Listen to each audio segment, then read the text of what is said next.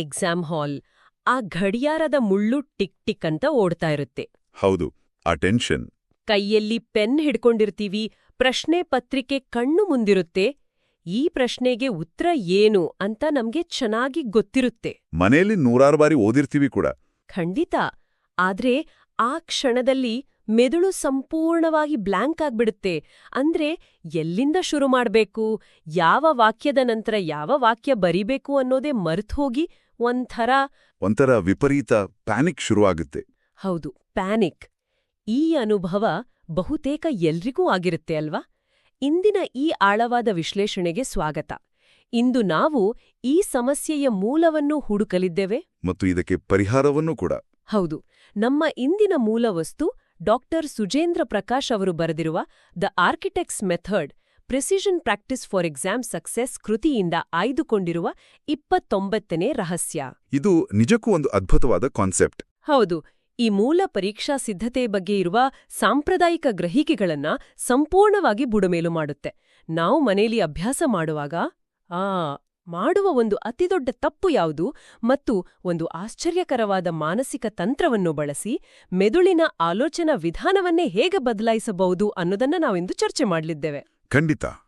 ಈ ಪುಸ್ತಕದ ಶೀರ್ಷಿಕೆಯಲ್ಲಿರುವ ಆರ್ಕಿಟೆಕ್ಟ್ ಅಥವಾ ವಾಸ್ತುಶಿಲ್ಪಿ ಎಂಬ ಪದವೇ ನಮಗೆ ಒಂದು ದೊಡ್ಡ ಸುಳಿವನ್ನು ಕೊಡುತ್ತೆ. ಅಂದ್ರೆ ಆ ಕಟ್ಟಡದ ವಿನ್ಯಾಸದ ಬಗ್ಗೆನಾ? ನಿಖರವಣಿ. ಒಂದು ಕಟ್ಟಡ ಕಟ್ಟುವ ಮುನ್ನ ಅದರ ವಿನ್ಯಾಸ ಅಥವಾ ಬ್ಲೂಪ್ರಿಂಟ್ ಎಷ್ಟು ಮುಖ್ಯವೋ, ನಮ್ಮ ಅಧ್ಯಯನಕ್ಕೂ ಅಂಥದ್ದೇ ಒಂದು ವಿನ್ಯಾಸ ಬೇಕು. ನಾವು ಅರ್ಥಮಾಡಿಕೊಳ್ಳಬೇಕಾದ ಮೂಲಭೂತ ವಿಚಾರ ಏನಂದ್ರೆ, ಪರೀಕ್ಷೆಯಲ್ಲಿ ಯಶಸ್ಸು ಗಳಿಸುವುದು ಅಂದ್ರೆ ದಿನದ 24 ಗಂಟೆ ಪುಸ್ತಕದ ಮುಂದೆ ಕೂತು ಕಣ್ಣೂರಿ ಬರುವ ಹಾಗೆ ಓದುವುದಲ್ಲ. ಹೌದು, ಇದು ಕೇವಲ ಹಾರ್ಡ್ ವರ್ಕ್ ಅಲ್ಲ. ಹೌದು, ಇದು ಸ್ಮಾರ್ಟ್ ವರ್ಕ್. ತೀವ್ರ ಒತ್ತಡದ ಸಮಯದಲ್ಲಿ ನಮ್ಮ ಮೆದುಳು ತಾನು ಶೇಖರಿಸಿಟ್ಕೊಂಡ ಮಾಹಿತಿಯನ್ನು ಹೇಗೆ ಹೊರತೆಗೆಯುತ್ತೆ, ಅಥವಾ ಆ ಕಾಗ್ನಿಟಿವ್ ಸೈನ್ಸ್ ಭಾಷೆಯಲ್ಲಿ ಹೇಳೋದಾದ್ರೆ ಹೇಗೆ ರಿಟ್ರೀವ್ ಮಾಡುತ್ತೆ ಅನ್ನೋದನ್ನು ಅರ್ಥಮಾಡಿಕೊಳ್ಳಬೇಕು. ರಿಟ್ರೀವಲ್. ಹೌದು. ಈ ಪ್ರಕ್ರಿಯೆಯನ್ನು ಅರ್ಥಮಾಡಿಕೊಂಡು ಮೆದುಳಿಗೆ ಒಗ್ಗುವ ರೀತಿಯಲ್ಲಿ ಅಧ್ಯಯನ ಮಾಡುವ ಬಗ್ಗೆ ಈ ಪುಸ್ತಕ ಬಹಳ ಆಳವಾದ ಒಳನೋಟಗಳನ್ನು ನೀಡುತ್ತೆ. ಹಾಗಾದ್ರೆ ಆ ಅತಿದೊಡ್ಡ ತಪ್ಪು ಯಾವುದು ಅನ್ನೋದ್ರ ಬಗ್ಗೆ ನಾವು ಮೊದಲು ಗಮನ ಹರಿಸೋಣ. ಸರಿ, ಇದನ್ನು ಬಿಡಿಸಿ ನೋಡೋಣ. ಡಾಕ್ಟರ್ ಸುಜೇಂದ್ರ ಪ್ರಕಾಶ್ ಅವರು ತಮ್ಮ ಕೃತಿಯಲ್ಲಿ ಅಭ್ಯಾಸದ ಸಮಯದಲ್ಲಿ ವಿದ್ಯಾರ್ಥಿಗಳು ಮಾಡುವ ಒಂದು ಸಾಮಾನ್ಯ ತಪ್ಪನ್ನು ಬಹಳ ಕಟುವಾಗಿ ಟೀಕಿಸಿದ್ದಾರೆ. ಹೌದು, ನಾವು ಸಾಮಾನ್ಯವಾಗಿ ಮನೆಯಲ್ಲಿ ಕೂತು ನೋಟ್ಸ್ ಮಾಡುವಾಗ ಅಥವಾ ಅಭ್ಯಾಸ ಮಾಡುವಾಗ ಏನ್ ಮಾಡ್ತೀವಿ? ಪುಟಗಟ್ಟಲೆ ಉದ್ದುದ್ದವಾಲ ಪ್ಯಾರಾಗ್ರಾಫ್ಸ್ಗಳನ್ನು ಬರೀತೇವೆ. ಹೌದು, ಪ್ಯಾರಾಗ್ರಾಫ್ಗಳು. ಒಂದು ಪ್ರಶ್ನೆಗೆ ಉತ್ತರವಾಗಿ ಇಡೀ ಒಂದು ಪ್ರಬಂಧವನ್ನೇ ಬರೆದು ಮುಗಿಸ್ತೀವಿ. ನಮ್ಮ ಸಾಮಾನ್ಯ ನಂಬಿಕೆ ಏನಂದ್ರೆ, ಎಷ್ಟು ಉದ್ದ ಬರೀತೇವೋ, ಪ್ಯಾರಾಗ್ರಾಫ್ ಎಷ್ಟು ದೊಡ್ಡದಾಗಿರ್ತದೋ, ನಮ್ಮ ಅಭ್ಯಾಸ ಅಷ್ಟು ಚೆನ್ನಾಗಿ ಆಗ್ತಾ ಇದೆ ಅಂತ. ಎಕ್ಸಾಕ್ಟ್ಲಿ. ಆ ನೋಟ್ಸ್ ಪುಸ್ತಕ ದಪ್ಪ ಆದಷ್ಟು ಒಂದು ಸುಳ್ಳು ಸಮಾಧಾನ ಸಿಗುತ್ತೆ. ನಾವು ಇಲ್ಯೂಷನ್ ಆಫ್ ಕಾಂಪಿಟೆನ್ಸ್ ಅಂತ ಕರೀಬೋದು. Illusion of competence. ಹೌದು. ಇಲ್ಲಿ ಗಮನಿಸಬೇಕಾದ ಕುತೂಹಲಕಾರಿ ಅಂಶ ಏನಂದ್ರೆ, ಅಭ್ಯಾಸ ಮಾಡುವ ವಾತಾವರಣಕ್ಕೂ ಮತ್ತು ಆ ಪರೀಕ್ಷಾ ಕೊಠಡಿಯ ವಾಸ್ತವಕ್ಕೂ ಇರುವ ಅಜಗಜಾಂತರ ವ್ಯತ್ಯಾಸ. ಹೌದು, ಮನೆಯಲ್ಲಿ ನಮ್ಗೆ ತುಂಬಾ ರಿಲ್ಯಾಕ್ಸ್ಡ್ ವಾತಾವರಣ ಇರುತ್ತೆ. ಖಂಡಿತ. ಮನೆಯಲ್ಲಿ ಕೂತು ಅಭ್ಯಾಸ ಮಾಡುವಾಗ ಸಮಯದ ಮಿತಿ ಇರೋದಿಲ್ಲ. ಪಕ್ಕದಲ್ಲಿ ಕಾಫಿ ಇರ್ಬೋದು, ಹಾಡು ಕೇಳ್ತಾ ಇರ್ಬೋದು, ಒಂದು ವಾಕ್ಯವನ್ನ ಬರೆಯಲು 10 ನಿಮಿಷ ಆರಾಮಾಗಿ ಯೋಚಿಸ್ಬೋದು. ಮೆದುಳಿನ ಮೇಲೆ ಯಾವುದೇ ರೀತಿಯ ಒತ್ತಡ ಇರೋದಿಲ್ಲ ಅಲ್ಲಿ. ಹೌದು, ಒತ್ತಡ ಇರಲ್ಲ. ಅದೇ ಪರೀಕ್ಷಾ ಕೊಠಡಿಯ ವಾಸ್ತವವೇ ಬೇರೆ. ಅಲ್ಲಿ ಪ್ರತಿಯೊಂದು ನಿಮಿಷಕ್ಕೂ ಬೆಲೆ ಇರುತ್ತೆ. ಅಲ್ಲಿ ಕೂತು ಉದ್ದುದ್ದ ಕಥೆಗಳನ್ನ ಯೋಚಿಸುತ್ತಾ ಆಲೋಚನೆಗಳನ್ನ ನಿಧಾನವಾಗಿ ಪೋಣಿಸಲು ಸಾಧ್ಯವೇ ಇಲ್ಲ. ಸಮಯ ಓಡ್ತಾ ಇರುತ್ತೆ. ಒತ್ತಡದ ಸಮಯದಲ್ಲಿ ಮೆದುಳಿನ ಕೆಲಸ ಮಾಡುವ ವೇಗ ಮತ್ತು ವಿಧಾನ ಸಂಪೂರ್ಣವಾಗಿ ಬದಲಾಗಿರುತ್ತೆ. ಒಂದು ನಿಮಿಷ ಇಲ್ಲೊಂದು ಸಾಮಾನ್ಯ ಪ್ರಶ್ನೆ ಮೂಡುತ್ತೆ. ಹೇಳಿ. ಪರೀಕ್ಷೆಯಲ್ಲಿ ನಾವು ಉದ್ದುದ್ದ ಉತ್ತರಗಳನ್ನು ಬರೆಯಲೇಬೇಕಾಗುತ್ತೆ ಅಲ್ವಾ? ಹಾಗಾಗಿ ಮನೆಯಲ್ಲಿ ಅಭ್ಯಾಸ ಮಾಡುವಾಗ್ಲೂ ಅದೇ ರೀತಿ ಉದ್ದುದ್ದ ಪ್ಯಾರಾಗ್ರಾಫ್ಗಳನ್ನು ಬರೆದು ಅಭ್ಯಾಸ ಮಾಡಿದರೆ ಕೈಗೆ ಸ್ಪೀಡ್ ಬರುತ್ತೆ. ಜೊತೆಗೆ ಬರೆಯುವ ಸ್ಟ್ಯಾಮಿನಾ ಹೆಚ್ಚಾಗುತ್ತೆ ಅಲ್ವಾ? ಇದು ಒಳ್ಳೆಯ ಪ್ರಾಕ್ಟೀಸ್ ಅಂತಲೇ ನಾವೆಲ್ಲರೂ ಅಂದುಕೊಂಡಿದ್ದು. ಆದರೆ ಇದು ತಪ್ಪು ಅಂತ ಲೇಖಕರು ಯಾಕೆ ವಾದಿಸ್ತಾರೆ? ಇದು ಮೇಲ್ನೋಟಕ್ಕೆ ಸರಿಯಾದ ತರ್ಕ ಅಂತ ಅನ್ಸಬಹುದು. ಆದರೆ ಪರೀಕ್ಷೆಯ ನೈಜ ಬೇಡಿಕೆಗಳನ್ನು ನೋಡಿದಾಗ ಇದರ ಹಿಂದಿನ ದೋಷ ಅರ್ಥವಾಗುತ್ತೆ. ಕೃತಿಯಲ್ಲಿ ಸ್ಪಷ್ಟವಾಗಿ ಉಲ್ಲೇಖಿಸಿರುವಂತೆ ಪರೀಕ್ಷಾ ಸಮಯದಲ್ಲಿ ಮುಖ್ಯವಾಗಿ 3 ಅಂಶಗಳು ಅತ್ಯಗತ್ಯವಾಗಿ ಬೇಕಾಗ್ತವೆ. ಯಾವುದು ಆ 3 ಅಂಶಗಳು? ಮೊದಲನೆಯದು ಸ್ಪಷ್ಟವಾದ ಆಲೋಚನೆ, ಎರಡನೆಯದು ತ್ವರಿತವಾದ ವಿನ್ಯಾಸ ಅಂದ್ರೆ ಸ್ಟ್ರಕ್ಚರ್. ಸ್ಟ್ರಕ್ಚರ್. ಮತ್ತು ಮೂರನೆಯದ್ದು ನಿಖರವಾದ ಪ್ರಸ್ತುತಿ. ಮನೆಯಲ್ಲಿ ಯಾವುದೇ ಮಿತಿಯಿಲ್ಲದೆ ಉದ್ದುದ್ದ ಪ್ಯಾರಾಗ್ರಾಫ್ಗಳಲ್ಲಿ ಬರೆದು ರೂಢಿಸಿಕೊಂಡ ಮೆದುಳಿಗೆ ಒಂದು ನಿರ್ದಿಷ್ಟ ಚೌಕಟ್ಟು ಅಥವಾ ಸ್ಟ್ರಕ್ಚರ್ ಇರೋದಿಲ್ಲ. ಅಂದ್ರೆ ಆಲೋಚನೆಗಳು ಚೆದ್ರಿ ಹೋಗಿರುತ್ತೆ ಅಂತನಾ? ಹೌದು, ವಾಕ್ಯಗಳು ಸಡಿಲವಾಗಿರ್ತವೆ. ಪರೀಕ್ಷೆಯ ಒತ್ತಡದಲ್ಲಿ ಗಡಿಯಾರ ಓಡ್ತಾ ಇರುವಾಗ ಆ ಸಡಿಲವಾದ ವಾಕ್ಯಗಳನ್ನು ಒಟ್ಟುಗೂಡಿಸಿ ಒಂದು ಸ್ಟ್ರಕ್ಚರನ್ನು ರೂಪಿಸಲು ಮೆದುಳಿಗೆ ಸಾಧ್ಯವಾಗುವುದಿಲ್ಲ. ಮೆದುಳು ಮಾಹಿತಿಗಾಗಿ ಹುಡುಕಾಡುತ್ತೆ, ಆದರೆ ಅದಕ್ಕೊಂದು ನಕ್ಷೆ ಇರೋದಿಲ್ಲ.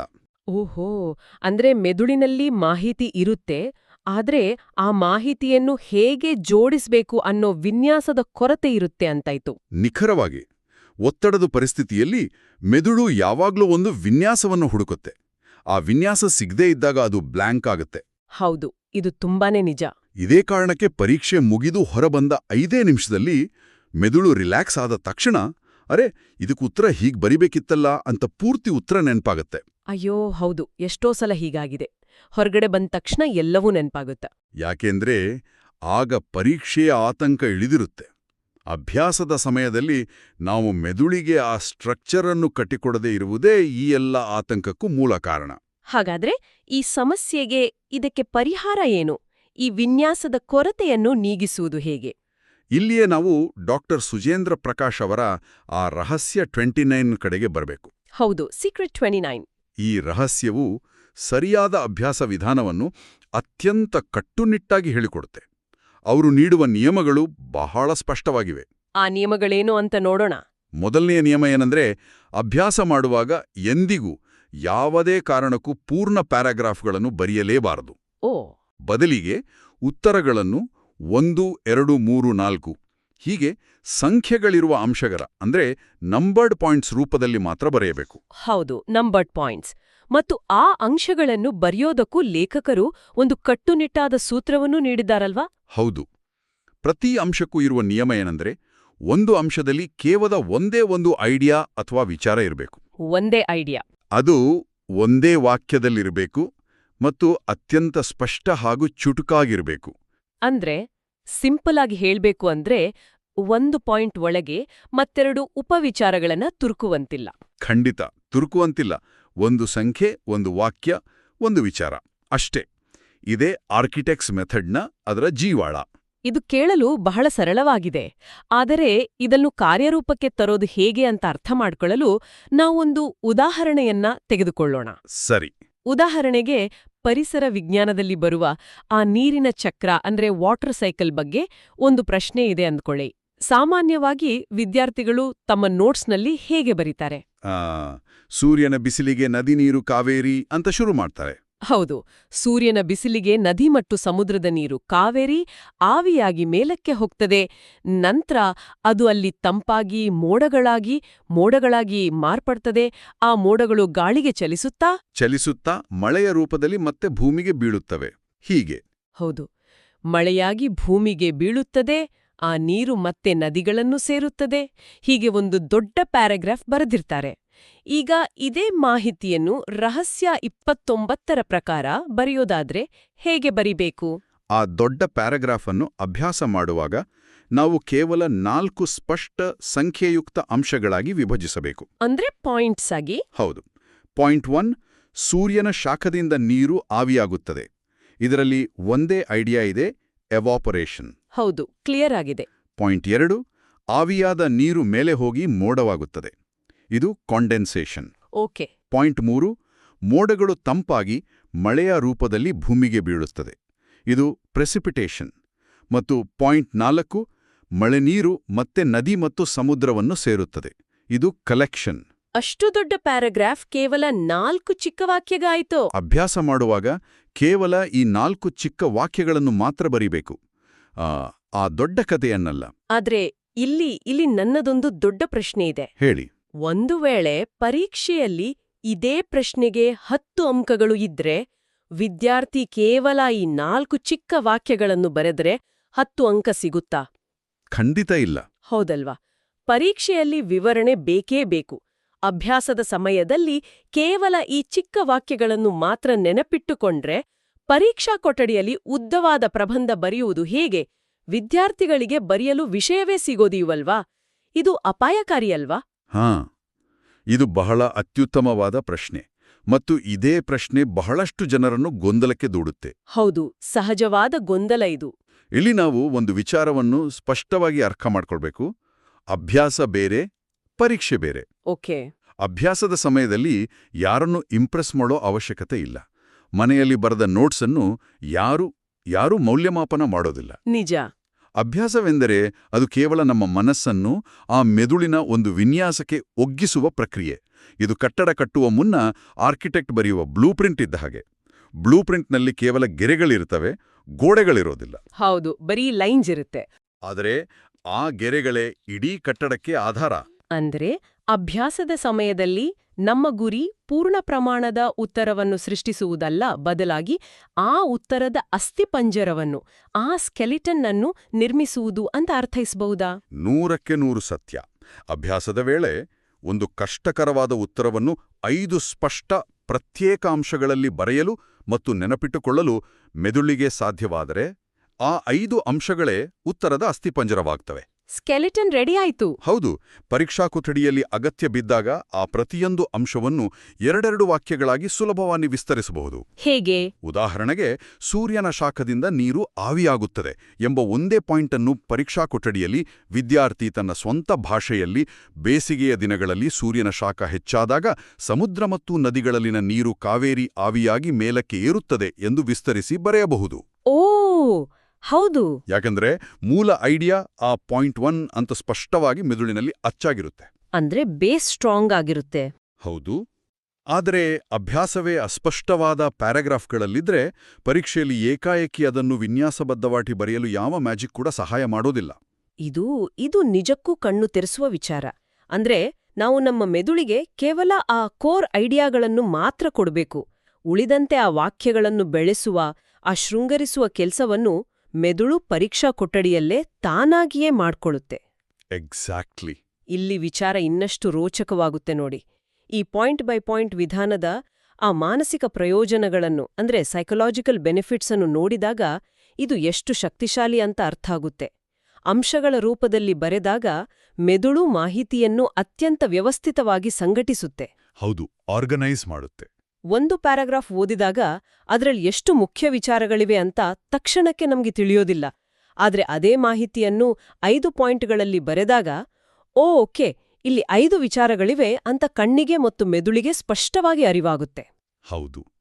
ಇಲ್ಲಿ ನಾವು ಆ ರೀಇಂಟಿಗ್ರೇಷನ್ ಎಂಬ ಒಂದು ಪ್ರಮುಖ ಮಾನಸಿಕ ಪರಿಕಲ್ಪನೆಯನ್ನು ವಿಶ್ಲೇಷಿಸಲೇಬೇಕು. ವನ್ನು ಮರುಸೃಷ್ಟಿಸುವ ಮೆದುಳಿನ ಅದ್ಭುತ ಸಾಮರ್ಥ್ಯ. ಓಕೆ, ಈ ರೀಇಂಟಿಗ್ರೇಷನ್ ಅನ್ನೋದನ್ನ ನಮ್ಮ ದೈನಂದಿನ ಜೀವನದ ಒಂದು ಉದಾಹರಣೆ ಮೂಲಕ ವಿವರಿಸಬಹುದಾ? ಇದು ಕೇಳಲು ಸ್ವಲ್ಪ ಟೆಕ್ನಿಕಲ್ ಅನ್ನಿಸ್ತಾ ಇದೆ. ಖಂಡಿತ. ಇದನ್ನ ಹೀಗೆ ಯೋಚಿಸಿ ನೋಡಿ.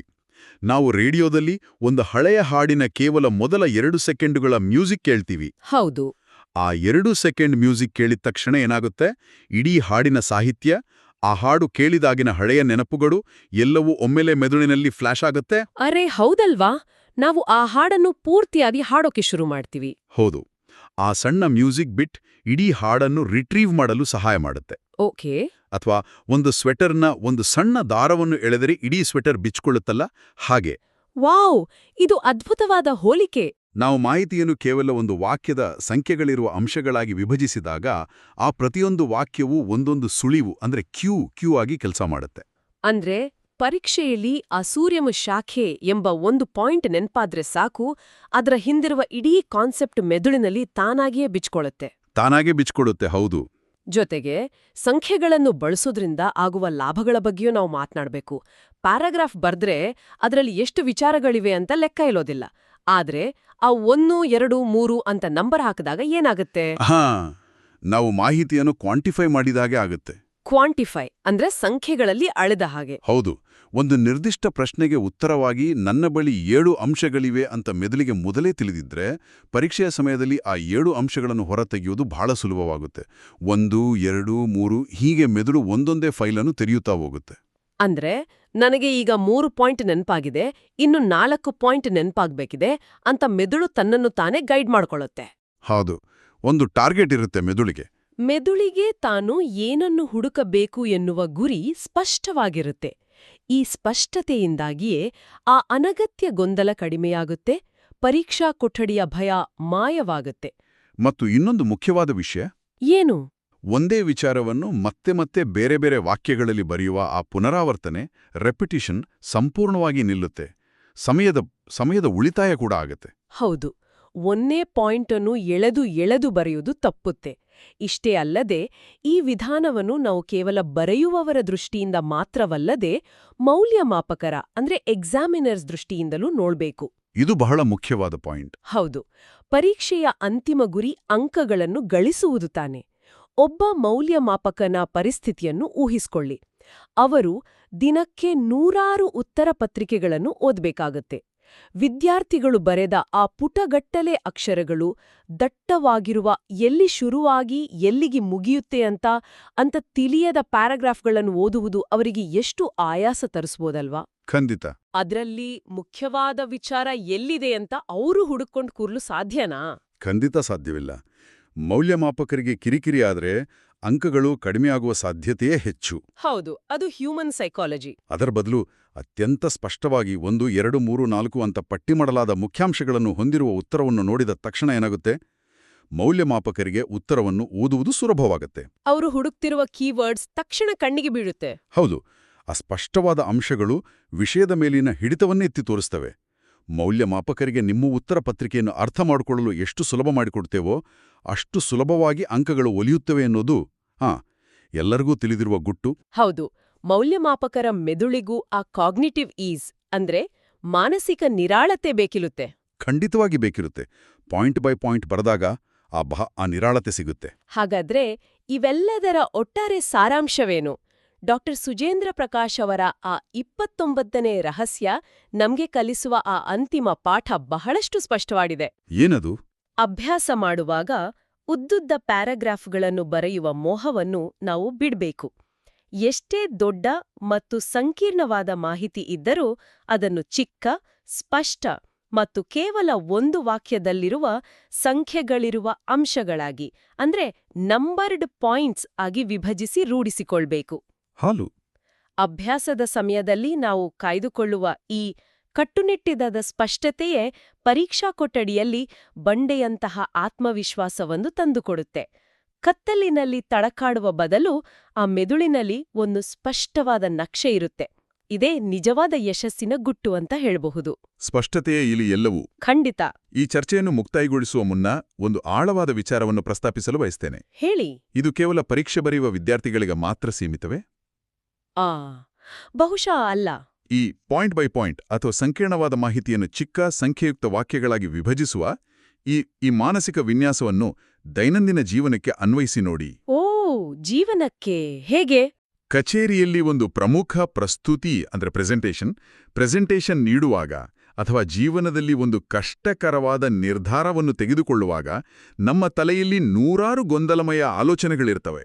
ಹೌದು, ತುಂಬಾ ಕನ್ಫ್ಯೂಷನ್ ಇರುತ್ತೆ. ಆ ಆಲೋಚನೆಗಳನ್ನ ಹಾಗೆಯೇ ಬಿಡುವ ಬದಲು ನನ್ನ ಮುಂದಿರುವ ಆಯ್ಕೆಗಳು 1, 2, 3 ಅಂತ ವಿಭಜಿಸಿ ಬರೆದುಕೊಂಡ್ರೆ ನಮ್ಮ ಆಲೋಚನಾ ವಿಧಾನವೇ ಬದಲಾಗುತ್ತಲ್ವಾ? ಖಂಡಿತ ಬದಲಾಗುತ್ತೆ. ಪರೀಕ್ಷಾ ಕೊಠಡಿಯ ಆತಂಕವನ್ನು ನಿವಾರಿಸುವ ಈ ತಂತ್ರ ನಮ್ಮ ಬದುಕಿನ ದೈನಂದಿನ ಗೊಂದಲಗಳನ್ನು ನಿವಾರಿಸಲು ಕೂಡ ಒಂದು ದಿಕ್ಸೂಚಿಯಾಗಬಲ್ಲದು. ಈ ನಿಟ್ಟಿನಲ್ಲಿ ಪ್ರತಿಯೊಬ್ಬರೂ ಒಮ್ಮೆ ಯೋಚಿಸಿ ನೋಡುವುದು ನಿಜಕ್ಕೂ ಕುತೂಹಲಕಾರಿಯಾಗಿದೆ. ನಿಜ. ಸಂಕೀರ್ಣತೆಯನ್ನು ಸರಳೀಕರಿಸುವುದು ಕೇವಲ ಪರೀಕ್ಷೆಗೆ ಮಾತ್ರವಲ್ಲ, ಇಡೀ ಜೀವನಕ್ಕೆ ಅನ್ವಯಿಸುವ ಕಲೆ. ಎಂತಹ ಅದ್ಭುತವಾದ ದೃಷ್ಟಿಕೋನ ಇದು!